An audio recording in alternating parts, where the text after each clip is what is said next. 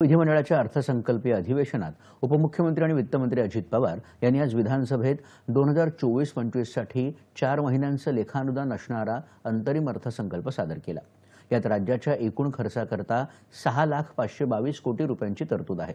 राज्याच्या शाश्वत, पर्यावरणपूरक, सर्वसमावेशक विकासाला गती देणारा हा अर्थसंकल्प असल्याचं अजित पवार यांनी म्हटलं आहे। राज्याची अर्थव्यवस्था $1 ट्रिलियन करण्यासाठी महाराष्ट्र आर्थिक सल्लागार परिषदेने दिलेल्या दिशादर्शक अहवालानुसार आवश्यक त्या धोरणांची अंमलबजावणी या अर्थसंकल्पात करण्यात आली आहे, असं पवार म्हणाले।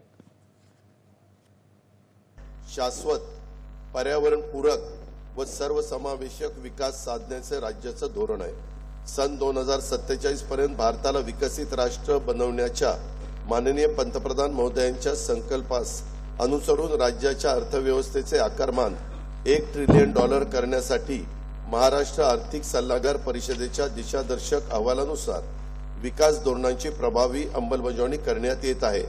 $1 ट्रिलियन अर्थव्यवस्थेसाठी राज्यातील भांडवली गुंतवणूक मोठ्या प्रमाणात वाढवण्यात येत आहे।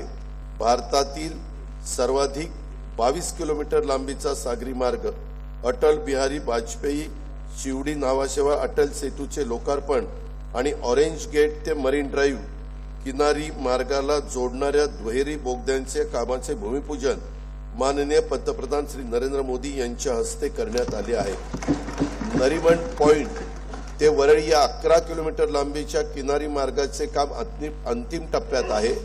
या मार्गामुळे प्रवासाच्या वेळेत 70% आणि इंधनामध्ये 34% बचत होणार आहे। स्वातंत्र्यवीर सावरकर वर्सोवा वांद्रे सागरी सेतूचे काम प्रगतीपथावर असून त्या मार्गाचा विस्तार पालघरपर्यंत करण्याचे नियोजन आहे।